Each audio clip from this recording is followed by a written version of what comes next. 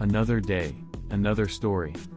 In a quaint, isolated village, nestled deep within the woods, there stood an old, dilapidated house. Legend had it that the house was cursed, haunted by a vengeful spirit that dwelled within an eerie, antique doll. The locals warned never to go near it, for the spirit had a way of possessing those who dared to come close. But the allure of the unknown was too strong to resist, and I found myself drawn to the house, driven by an insatiable curiosity. On a moonless night, with only the dim glow of a lantern to guide my way, I approached the house, its paint chipped, and windows boarded up.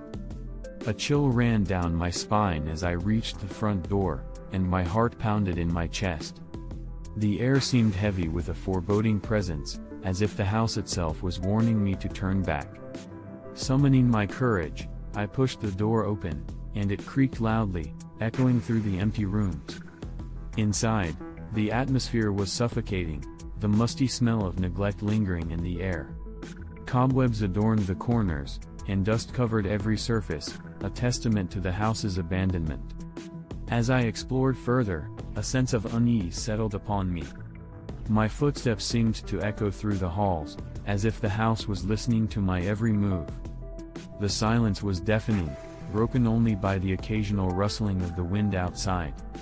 I soon stumbled upon a room that seemed untouched by time. In the center of the room, atop a dusty dresser, sat the source of the haunting legend, the cursed doll.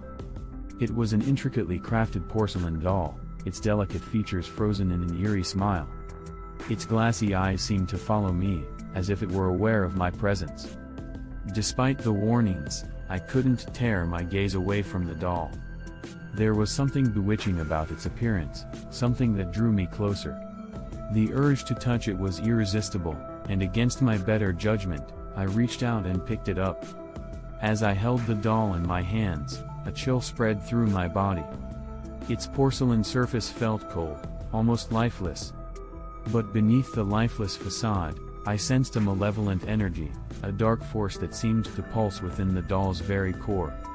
A sense of dread washed over me, and I quickly placed the doll back on the dresser, wanting to be rid of its unsettling presence. But it was too late. The moment my hands left the doll, a wave of dizziness swept over me, and the room spun before my eyes. In an instant, I found myself standing in the center of a lush garden, surrounded by vibrant flowers and the sweet scent of roses. It was a vision unlike anything I had experienced before, so vivid and real that I could almost feel the soft grass beneath my feet. But as quickly as the vision came, it vanished, and I was back in the dusty room, the doll staring at me with its lifeless eyes. Confusion and fear gnawed at my mind, unsure of what had just transpired.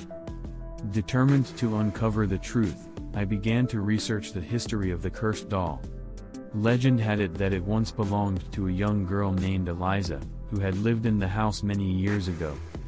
Eliza's life had been tragically cut short when she fell ill and passed away at a tender age. It was said that the spirit of Eliza had become trapped within the doll, unable to move on to the afterlife. Her vengeful spirit sought revenge against the villagers who had shunned her and the cruel fate that had befallen her. As I delved deeper into the grim tale, a feeling of dread settled upon me. The stories of strange occurrences and unexplained deaths linked to the doll seemed too sinister to be mere coincidence.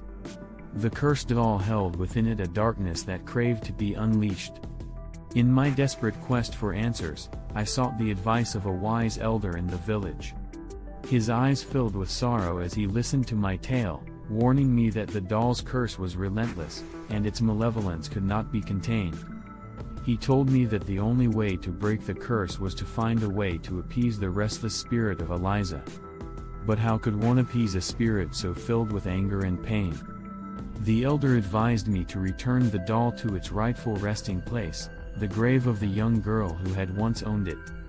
According to legend, the doll had been buried with Eliza, meant to be her companion in the afterlife. Only by returning the doll to her side would the curse be lifted. With trepidation, I ventured back to the abandoned house, the doll cradled in my arms. The night was still, and the air was thick with anticipation.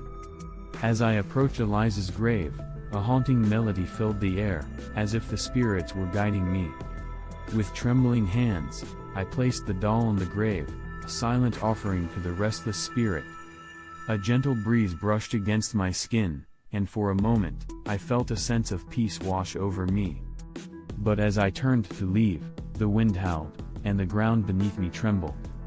The doll's glassy eyes seemed to glow, and a sinister laugh echoed through the night. It was a laugh that sent shivers down my spine, a laugh that spoke of the darkness that still clung to the cursed doll. In that moment, I knew that the doll's curse was far from lifted. Eliza's spirit was still trapped, and the malevolence that had taken hold of the doll would not be easily subdued. The chilling realization struck me: I had unknowingly unleashed a force beyond my control, and the consequences would be dire. The haunted doll would forever remain a harbinger of doom, a reminder of the dangers of meddling with the supernatural. As I walked away from the abandoned house, I couldn't help but feel a sense of guilt and regret.